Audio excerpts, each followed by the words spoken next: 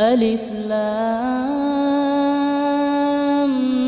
را تلك آيات الكتاب المبين إنا أنزلناه قرآنا عربيا لعلكم تعقلون.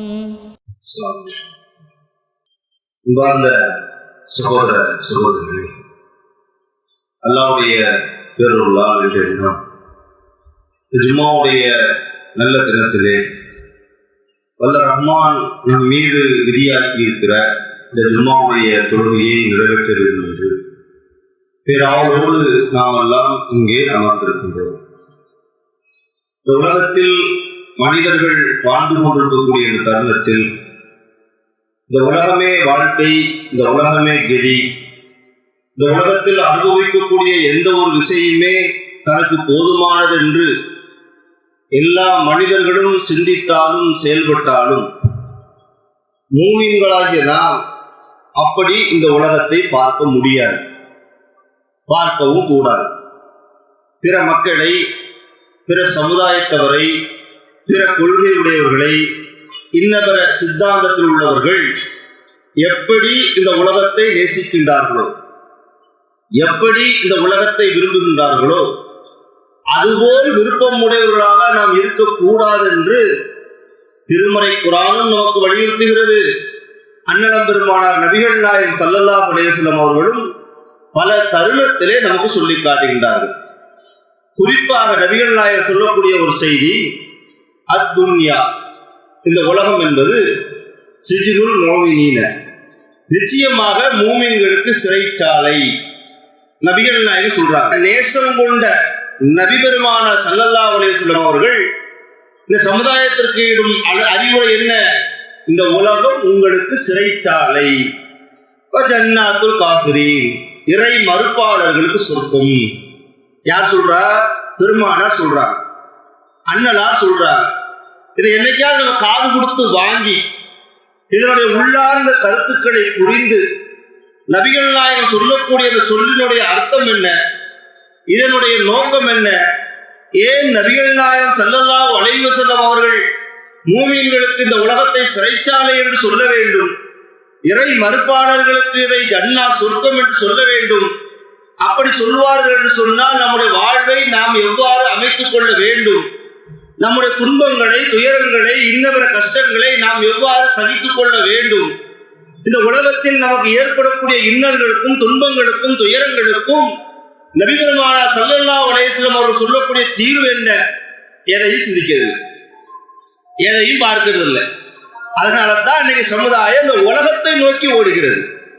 ஆகிரத்தை நோக்கி ஓட வேண்டிய சமுதாயம், அல்லாஹ்விற்கு அமல்கள் செய்ய வேண்டிய சமுதாயம், மறுமையை முக்கியமாக கருதி அதற்காக இழப்புகளை சரி செய்ய வேண்டிய சமுதாயம் இன்னைக்கு எதை நோக்கி ஓடுகிறது?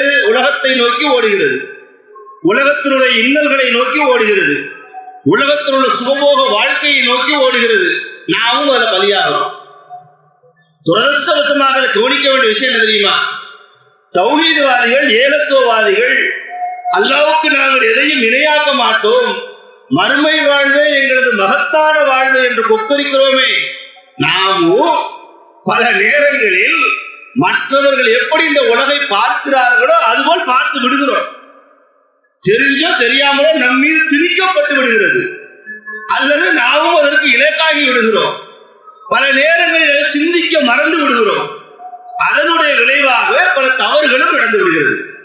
திருமறை குர்ஆனில் அல்லாஹ் சொல்றான், யா அய்யுஹன் நாஸ், மனிதர்களே, ஒட்டுமொத்த மனிதர்களே அல்லாஹ் கூப்பிடுறான்.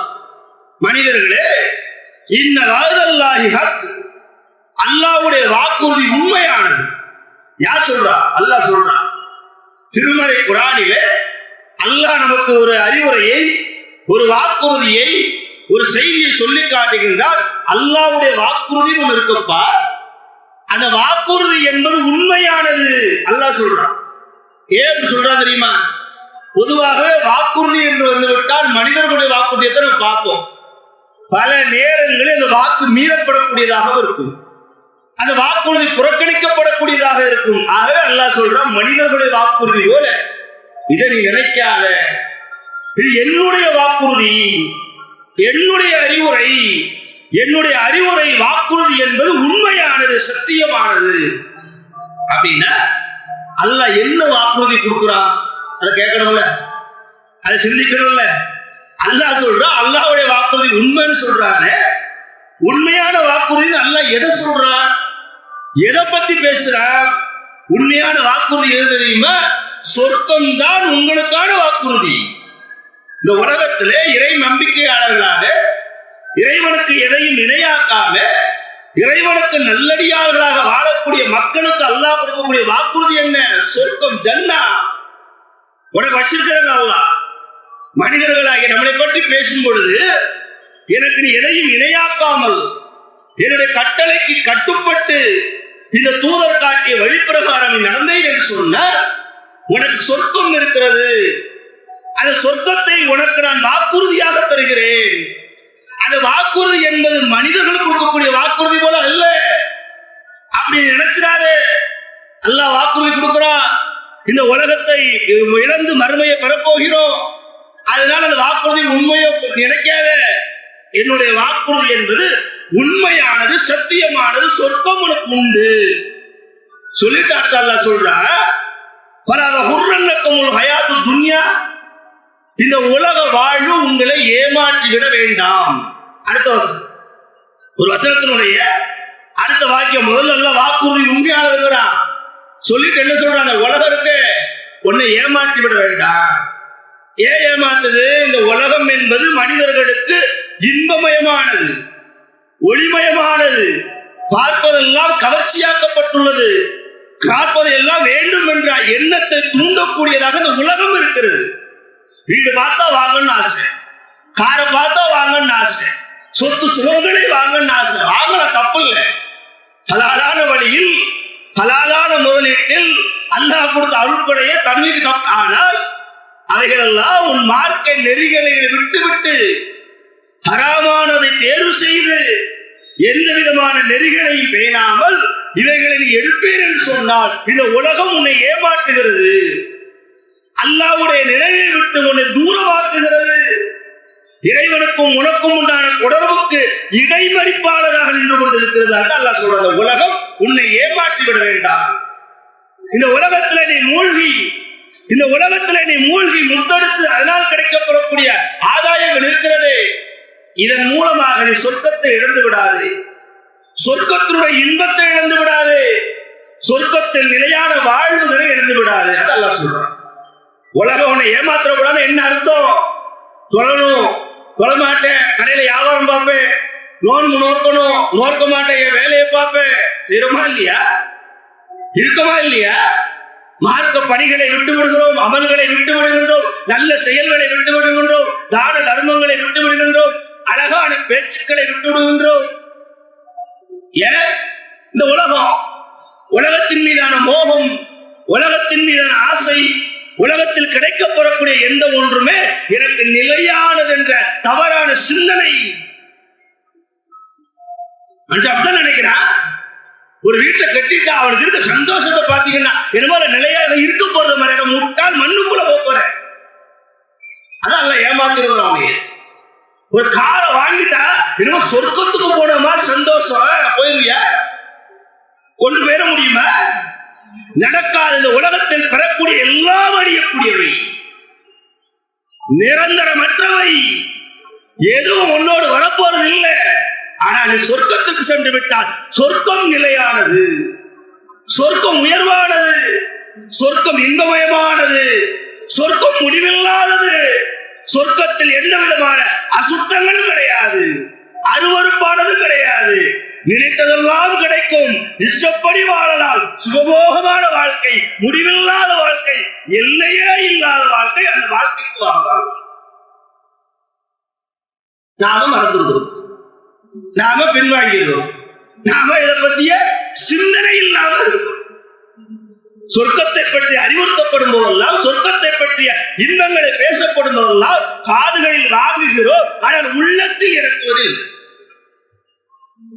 சொர்க்கத்தை பற்றி பேசும் பொழுது, அதனுடைய வர்ணனைகளை திருமறை குரானிலே படிக்கும் பொழுது, சொர்க்கத்தினுடைய சுகபோக வாழ்க்கையை சிந்தனையில் ஊட்டும் பொழுது காதுகள் உழுது.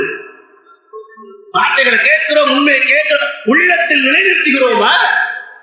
உள்ளத்தில் நிலைநிறுத்தி அந்த சொர்க்கத்திற்காக வாழ்வதனை அர்ப்பணிக்கிறோமா? ஒவ்வொருவரும் சிந்திச்சு பார்க்கணும். ஒரு சுய பரிசோதனை செய்யக்கூடியவர்களாக நாம் ஒவ்வொருவரும் மாற வேண்டும். மாறினால் தான் சொர்க்கம். சாதாரணம் இல்லைங்க, சொர்க்கத்தெல்லாம் சாதாரணமா அடைய முடியாது. அதற்கென்று ஒரு தியாகம் வேண்டும், அதற்கென்று ஒரு உழைப்பு வேண்டும், அதற்கென்று சிலதை இழக்க வேண்டும். சொர்க்கம்ல சுமையா? ஒரு சாப்பாடு, ஒரு நேரம் சாப்பாடு சாப்பிட எத்தனை மணி நேரம் உழைக்கிறோம், எவ்வளவு சிரமப்படுறோம். சொர்க்கம் என்பது எவ்வளவு எளிதா, எவ்வளவு உயர்வானது. ஒரு செய்தி பாருங்க, நபிகள் நாயகம் ஸல்லல்லாஹு அலைஹி காலத்துல அல்லாஹ்வுடைய தூதரிடம் ஒரு பெண்மணி வருகின்றார். சொர்க்கம் சொர்க்கம் சொல்றோம்ல, சொர்க்கத்திற்கான நிலையை பாருங்க. வந்து அல்லாஹ்வுடைய தூதர்கிட்ட பேசுகிறார். அல்லாஹ்வுடைய தூதரே, நான் வலிப்பின் நோயால் சிரமப்படுகின்றேன். காக்கா வலிப்பு நோய் இருக்கா இல்லையா? எங்க பக்கத்துல காக்கா வலிப்பு சொல்லுவாங்க, இங்க எப்படி சொல்லுவாங்க? வலிப்புன்னு வச்சுக்கோங்களேன். கால் நிலை வெட்டுமா இல்லையா? இந்த நோயினால் நான் சிரமப்படுகின்றேன் சொல்லுவோ ஒரு பெண்மணி. நம்மளை போல ஆண் கூட கிடையாது. எவ்வளவு உள்ள உறுதி, தாக்கத்து, நெஞ்சு உறுதி, நம்பிக்கை, சொர்க்கத்தை அடைய வேண்டும் என்ற சிந்தனை அந்த பெண்மணிக்கு பாருங்களேன். தூதத்தை சொல்றாங்க, காக்கா வலிப்பு நோய் இருக்கிறது. அந்த காக்கா வலிப்பு நோய் வந்து அந்த நோய் என்னை மிகைப்பும் பொழுது நான் கீழே விழுந்துருந்தேன். கீழே விழுந்து கல்காயில உதயும், என் ஆடைகள் எல்லாம் விலகுகிறது. அந்த பெண்மணி சொல்றாங்க, என் ஆடைகள் எல்லாம் விலகுகிறது. இந்த நோயின் காரணமாக நான் மிகுந்த சிரமத்துக்கு ஆளாகின்றேன். ஆகவே அல்லாஹ்வுடைய தூதரே, நீங்க அல்லாஹ்வுடன் துஆ செய்து இந்த நோயிலிருந்து எனக்கு குணம் ஏற்படுத்த பிரார்த்தியுங்களே. நல்ல விஷயம் தானே. நோய் எனக்கு இருந்தா மனிதத்தை போய் பிரார்த்தனை செய்ய சொல்வது, பிரார்த்தனையை வேண்டுவது, அதன் மூலமாக நோய் குணப்படுவது சரிதானே, எல்லாரும் செய்வோம் தானே. ஆனால் ஒரு வித்தியாசம் இருக்கு. என்ன வித்தியாசம் தெரியுமா? எனக்கு ஒரு நோய், நான் உங்களோட பிரார்த்தனை செய்ய சொல்றேன், நீங்களும் எனக்காக பிரார்த்தனை செய்யலாம், தப்பில்லை, மார்க்கத்தை வழிகாட்டல் இருக்கிறது. ஆனால் நீங்கள் பிரார்த்தனை செய்தால் அந்த நோய் குணமாகவும் செய்யலாம், குணமாகாமல் இருக்கவும் செய்யலாம். நம்முடைய பிரார்த்தனைக்கான அளவீடு அதுதான். ஆனா அல்லாஹ்வுடைய தூதருக்கு அல்லாஹ் ஸ்பெஷலா ஒரு அந்தஸ்து கொடுத்துள்ளார். இறை தூதர் அல்லாஹ்விடம் கையேந்தி பிரார்த்தனை செய்தார்கள் என்று சொன்னால் அந்த பிரார்த்தனை திரையின்றி ஏற்றுக்கொள்ளப்படும். எனக்கு பணம் வேண்டி, செல்வ வேண்டி நபிகள் பிரார்த்தனை செய்ய சொன்னோம்னா, நபிகள் பிரார்த்தனை செய்தா எனக்கு பணம் கொட்டுன்னு கொட்டிவிடும். அப்படி வரலாறு எல்லாம் பார்க்கிறோம். அப்ப இந்த பெண்மணி அல்லாஹ்வுடைய தூதர்கிட்ட சொல்றாங்க, எனக்காக பிரார்த்தனை செய்யுங்களே. நபிகள் நாயகம் ஸல்லல்லாஹு அலைஹி வஸல்லம் அவர்கள் அந்த பெண்மணிக்கு சொல்ல மறுமொழி என்ன தெரியுமா? நான் நினைத்தால் உனக்காக பிரார்த்தனை செய்யலாம், தப்பில்லை. பெருமானார் ஸல்லல்லாஹு அலைஹி சொல்றாங்க, என் சேத்தி சபர்த்தி, ஒருவேளை நீ பொறுத்து கொண்டால் வழக்கில் ஜன்னா, உனக்கு அல்லாஹ் சொர்க்கத்தை தருவான்.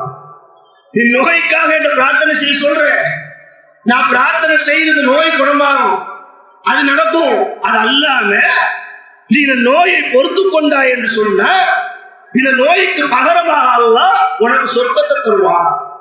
இந்த உலகத்துல ஏற்படக்கூடிய இன்னல்களை, துன்பங்களை பொறுத்து கொண்டால், சகித்துக் கொண்டால், அதன் மீது ஐயோ இப்படி நடந்துருச்சு, ஐயோ தலைவலி வந்துருச்சு, ஐயோ காய்ச்சல் வந்துருச்சு, ஐயோ குருடா இருக்கிறவன், இப்படிலாம் நினைக்காம வந்துருச்சு, இறைவா உன் புறத்திலிருந்து வந்தது, இதை நீ குணமாக்க நல்லா கேட்கலாம்.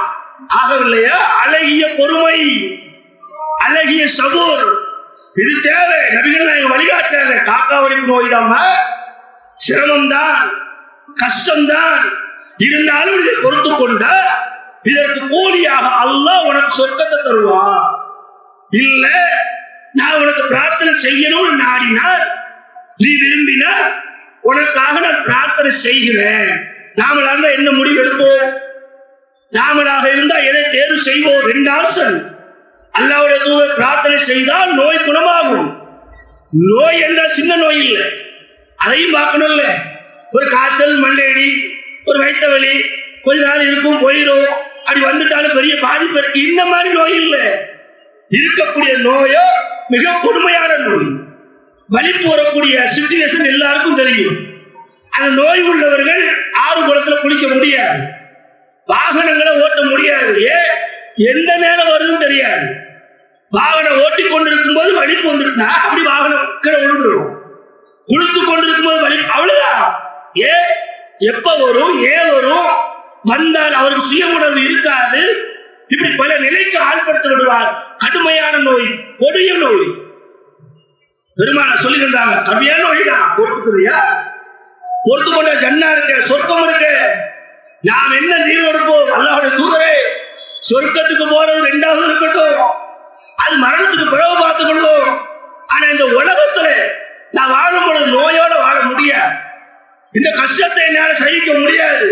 எனக்கு துவா செஞ்சு இந்த கஷ்டத்தை மீட்டுங்க, இப்படிதான் கேட்போம். கேட்கக்கூடியவர்களாக வாழ்றோம். அப்படி ஒரு மனநிலையில் தான் நான் உருவாகி இருக்கணும். இதான உண்மை, இதான யதார்த்தம். ஆனா அன்னலாருடைய பாசறையில் வளர்ந்த சஹாபிய தோழியர்கள், ஒரு ஆம்பளை கூட கிடையாது, பெண். ஆணாக இருந்தால் கூட மான விஷயத்துல ஆணுக்கும் பெண்ணுக்கும் ஒரு வித்தியாசம் இருக்கு. இந்த பெண்ணுக்கு ஆடை வேற விலகுகிறது. ஆடை விலகினால் மானம் வெளியேறும். பெண்களுக்கு மானம் வெளியேறுவது என்பது மிகப்பெரிய ஒரு கொடுமை. ஆண்களை விட பெண்கள் அந்த விஷயத்துல கடுமையாக இருப்பாங்க. அது கற்புள்ள பெண்கள், கற்பில்லாத பெண்களை பத்தி பேச வேண்டாம். அவர்களுக்கு நோய் இல்லாவிட்டால் கூட ஆடையை விலக்கி விட்டு தான் அடைகின்றார்கள். அவர்களை பற்றி பேசுற கற்புடைய பெண்கள்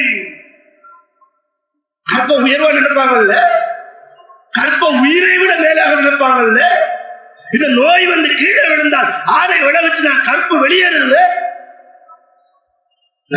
சொல்றாங்க. பொறுத்துக் கொள்ளுமா, இந்த நோயை நீ சகித்துக் கொள்ளுமா, இதற்கு உனக்கு சொர்க்கம் இருக்கிற கூலி இருக்குமா? இந்த பெண்மணி சொல்லுகின்றார், அல்லாஹ்வுடைய தூதரே, இதை பொறுத்துக் கொண்டால் நான் சொர்க்கமா? அவர் சொன்னார், அஸ்பிரு, அப்படி என்றால் நான் பொறுத்துக் கொள்கின்றேன். எவ்வளவு பெரிய விஷயம் பாருங்க. நமக்கும் அவர்களுக்குமான விஷயம் மலைக்கும் மடுவுக்குமான வித்தியாசமாக இருக்கு. நான் வாழ்றோமே, நாம் இந்த உலகத்தை அனுபவிக்கிறோமே, நாம் சில விஷயங்களை எதிர்பார்க்கிறோமே. நமக்கும் நபித்தோழர்களுக்கும் நமக்கும் நபி தோழியர்களுக்குள்ள வித்தியாசம் என்ன? மலைக்கும் மடுவுக்குமான வித்தியாசம். மிகப்பெரிய கஷ்டம், மிகப்பெரிய சோதனை. ஈஸியா சொல்றாங்க, நான் பொறுத்துக் கொள்கின்றேன், இந்த நோயோட வாழ்கிறேன் சொல்லிட்டு அடுத்து நபிகள் சொன்னாங்க, எல்லாருக்கும் இந்த நோய் எனக்கு குணமாவாட்டும் பரவாயில்ல, வலிப்பு நோய் இருக்கட்டும், இருந்தாலும் நான் வலிப்பு வந்து கீழே விடும் பொழுது என் ஆடைகள் எல்லாம் விலகிறதா இல்லையா, என் மானம் எல்லாம் போகுதா இல்லையா, அதுக்காக மட்டும் நீங்க அல்லாஹ்ட துஆ செய்யுங்க. அந்த நோய் வரும் பொழுது என் ஆடை விலகாமல் இருக்கட்டும். நோயை பத்தி கூட கவலை இல்லை, நோயினால கஷ்டத்தை பத்தி கூட கவலை இல்லை, மானத்தை பத்தி கவலை கொள்கிறார்கள். மானத்தின் மீது சிரமப்படுகின்றார்கள். வெட்கம் வெளியேறிவிடக் கூடாது, மானம் வெளியேறிவிடக் கூடாது, கற்புள்ள பெண்ணாக வாழ வேண்டும் என்று சஹாபிய பெண்மணிகள் ஆசைப்பட்டார். நம்ம சமுதாயத்தில் நீங்க பார்க்கலாம், டிக்டாக்ல ஒரு ஆகாரம் பெண்களுக்கு ஆகலாம் இல்லையா?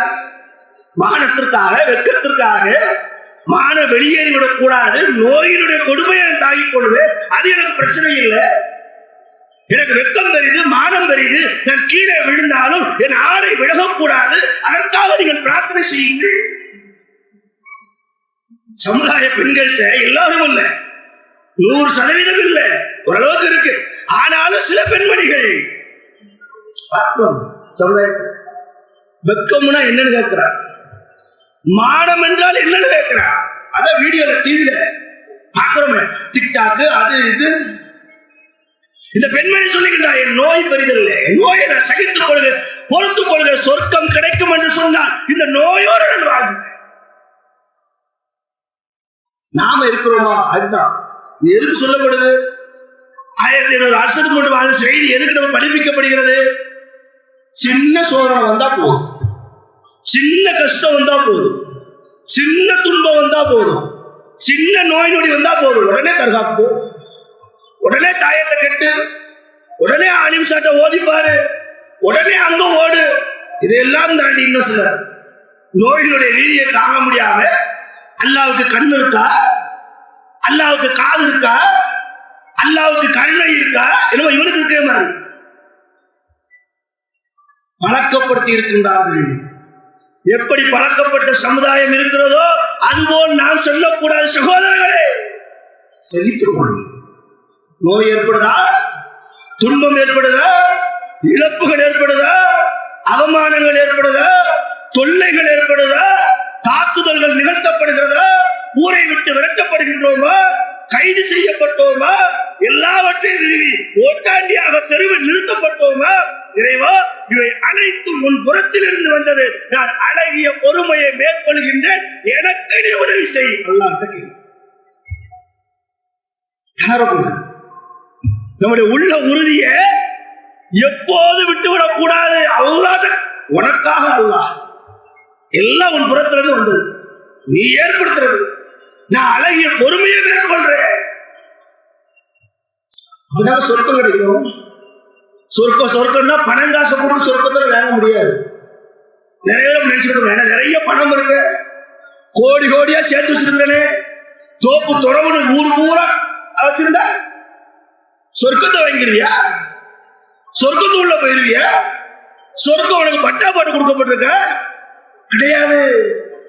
அடைய முடியாது, அடைவதற்கான வாய்ப்பும் இல்லை. சொர்க்கத்தை அடைய வேண்டும் என்று சொன்னால் அழகிய பொறுமையை நீ மேற்கொள்ள வேண்டும். அது மட்டுமல்ல, இன்னும் நபிமார் நபித்தோழர் எப்படி இருந்தாங்க பாருங்க. உஹது யுத்தம் மிக கடுமையாக நடந்து கொண்டிருக்கிறது. பத்ர் யுத்தத்தை போல உஹது யுத்தம் இல்ல. உஹது யுத்தம் என்பது முஸ்லிம்களுக்கு கொஞ்சம் பின்னடைவை ஏற்படுத்தக்கூடிய யுத்தம். உஹது யுத்தம் நடந்து கொண்டிருக்கக்கூடிய வேளையில் நபிகள் நாயகம் ஸல்லல்லாஹு அலைஹி வஸல்லம் அவர்கள் இது போன்று நபித்தோழரோட போர் செய்ய வந்திருப்பாங்களா இல்லையா? அவர்களிடம் பேசிக் கொண்டிருக்கின்றார், உரை நிகழ்த்தி கொண்டிருக்கின்றார். பல செய்திகளை பேசிக் கொண்டிருக்கும் பொழுது ஒரு மனிதர் பேரித்தம்பழத்தை சாப்பிட்டுக் கொண்டிருக்கிறார். ஒரு கூட்டம் போர் செய்யும், ஒரு கூட்டம் தொழும், ஒரு கூட்டம் சாப்பாடு ஆக்கும், ஒரு கூட்டம் சாப்பிடும்.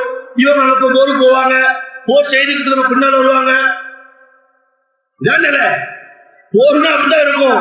பல நாட்கள் நடக்கும், பல மாதங்கள் நடக்கும். ஒரு கூட்டம் போர் செய்யும், ஒரு கூட்டம் வெளியே வரும், உள்ள போவாங்க. ஒட்டினாக இருந்து கொண்டே இருக்கும். அப்ப நபிகளார் பெருமானார் ஸல்லல்லாஹு அலைஹி வஸல்லம் அவர்கள் அந்த மக்கள் மத்தியிலே உரை நிகழ்த்திக் கொண்டிருக்கும் பொழுது பேரித்தம்பழத்தை பசிக்காக சாப்பிட்டுக் கொண்டிருந்தவர். பெரிய பிரியாணிலாம் பொங்கல, அண்டால ஆக்கல, நெய்ச்சோறு தேங்காய் சோறுலாம் கிடையாது. போருக்கு போனவங்களுக்கு பேரித்தம்பழம் தான் உணவு, ஒட்டகத்தினுடைய பால் தான் உணவு. இது போன்ற உணவுகளை உண்டு கொண்டிருக்கும் பேரித்தம்பழத்தை கையில வச்சு நம்ம நிலக்கடலை சாப்பிடுவோமா இல்லையா? கையில வச்சு ஒன்று எடுத்து சாப்பிடுவோமா இல்லையா? இது போல பேரித்தம்பழத்தை சாப்பிட்டுக் கொண்டிருக்கிறார். நபிகள் நாயகம் உரை நிகழ்த்திக் கொண்டிருக்கக்கூடிய அந்த நேரத்தில் அல்லாஹ்வுடைய தூதரிடம் அந்த மனிதர் போய் கேட்கின்றார், இந்த யுத்தத்தில் நான் கொல்லப்பட்டால் எங்கே இருப்பேன்? யுத்தம் நடந்து கொண்டிருக்கிறது. நபிகள் நாயகத்திடம் மனிதர் கேட்கின்றார், அல்லாஹ்வுடைய தூதரே, சண்டை நடக்கா இல்லையா? யுத்தம் நடக்கா இல்லையா? யுத்தம் கொடுமையா போய்கிட்டு இருக்கா இல்லையா? இந்த போர்ல நான் கொல்லப்பட்டால் நான் எங்கே இருப்பேன்? நபி பெருமானார் ஸல்லல்லாஹு அலைஹி வஸல்லம் சொன்னார்கள், ஃபில் ஜன்னா, நீ சொர்க்கத்தில் இருப்பாய். எங்க இருப்பேன்? போர் நடக்கு, போனே கொல்லப்பட்டால் எங்க இருப்பேன்? நீ சொர்க்கத்தில் இருப்பேன். அந்த மனிதர் பெருமானாருடைய இந்த சொல்லை கேட்ட உடனே, கொல்லப்பட்டு விட்டால் சொர்க்கத்தில் இருப்பேன், சொர்க்கத்துக்கு போயிருவேன், சொர்க்கம் உறுதியானது, இந்த செய்தியை கேட்ட மாத்திரத்தில் அவருக்கு வேற எதுவும் சிந்தனைக்கு வரல. என்னத்துக்கு வரல? சொர்க்கத்துக்கு போயிருவோமா? சொர்க்கம் கிடைச்சிருமா? அப்படின்னா அந்த உயிரை விடுவதில் எனக்கு என்ன தயக்கம்? உள்ளத்து நினைக்க சொர்க்கத்துக்கு போக வாய்ப்பு கிடைச்சிருச்சு. சொர்க்கத்திற்கு செல்வதற்கான டிக்கெட் அந்த போர்க்களத்தில் விற்கப்படுகிறது. அதானே போர்க்களத்தில் தானே போர் செய்வதுதான் டிக்கெட். கொல்லப்பட்டா நுழைஞ்சாச்சு எங்க? சொர்க்கத்துல. அந்த மனிதர் சொல்லப்பட்ட மாத்திரத்துல கையில கொஞ்சம் பேர்த்தம்பழம் சாப்பிட்டு இருந்தாரு. அந்த மனிதர் என்ன செய்கின்றார்? தன் கைகளில் இந்த பேர்த்தம்பழங்களை வீசி எறிகிறார். அல்லாஹ்வுடைய தூதர் கொல்லப்பட்டா சொர்க்கம் பேருன்னு சொல்றாங்க. சொர்க்கத்திற்கான வாசனை திறந்தாச்சு, அதற்கான வழியை தெரிஞ்சாச்சு.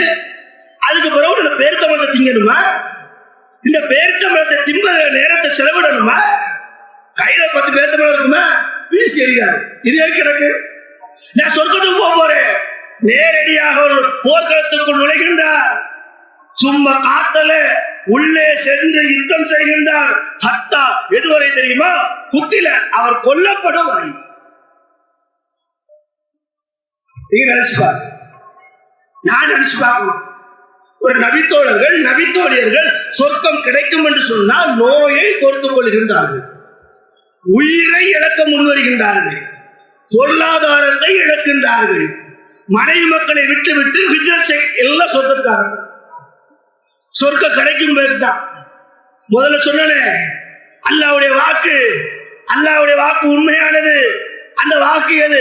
இந்த சொர்க்கம் தான். அந்த வாக்கு இந்த சொர்க்கம் தானே. அந்த அல்லாஹ்வுடைய வாக்கின் மீது நம்பிக்கை வைத்ததன் விளைவுதான் இவர் உயிரை விடுகின்றார். இந்த பெண்மணி தனக்கு இருக்கக்கூடிய வலிப்பு நோயை பொறுத்துக் கொள்கின்றார். நாம என்ன செய்ய போறோம்? அடுத்த கேள்வி இங்க தானே, நம்ம நோக்கி தானே. நாம தானே சிந்திக்கணும். அவங்க எல்லாம் உயிரை விட்டுருக்காங்க, இவ்வளவு பொறுமையை மேற்கொண்டிருக்காங்க.